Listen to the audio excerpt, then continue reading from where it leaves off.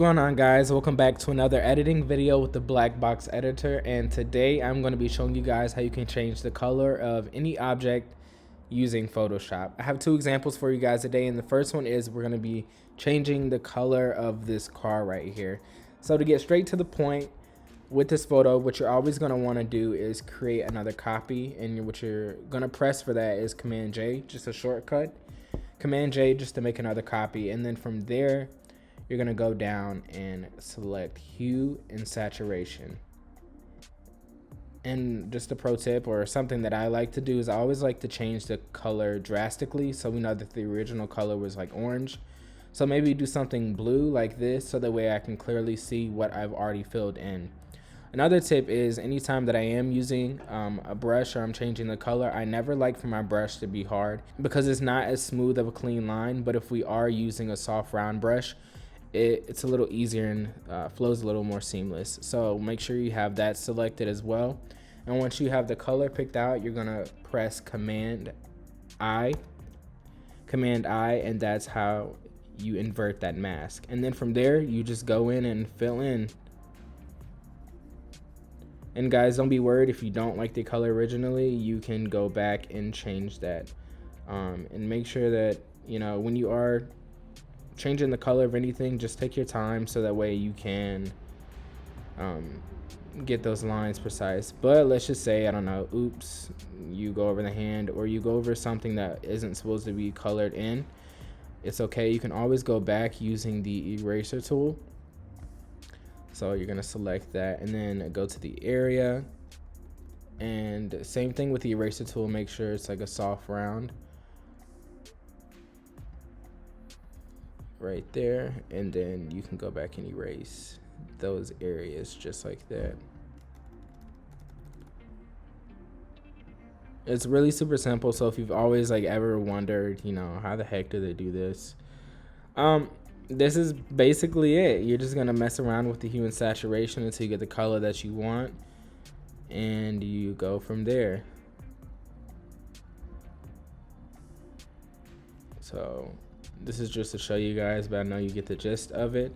So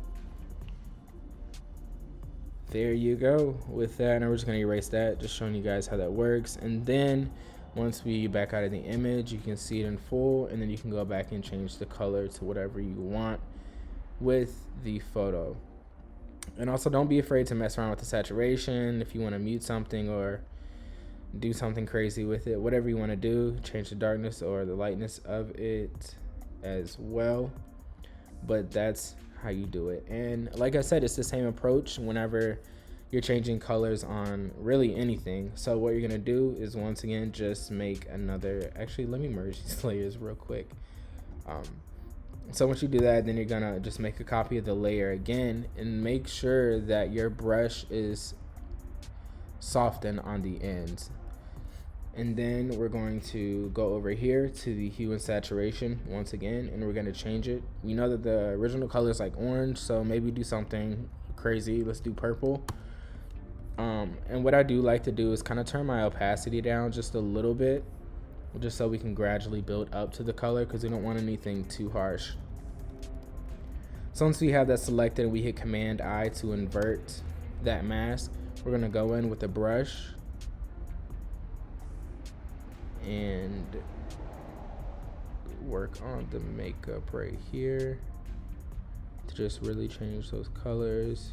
So once we have that filled in, we can kind of back up and see how natural it looks. If you think it looks too concentrated, you can always lower the saturation on it, or either with the hue and saturation mask, you can go in with the opacity and lower that just a little bit, just to make it look a little more natural.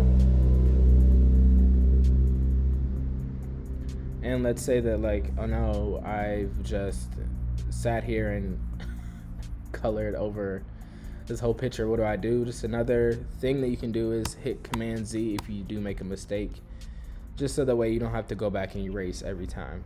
If you guys do have any other questions or any other tutorials that you guys would like to see, don't be afraid to comment that in the comment section below, as well as give this video a like if it helped you out, and share it with someone else that could benefit from it as well. Thank you guys for watching, and I appreciate it. And don't forget to subscribe to support me so that way you guys can see more videos in the future. Thank you guys, and I will see you next week.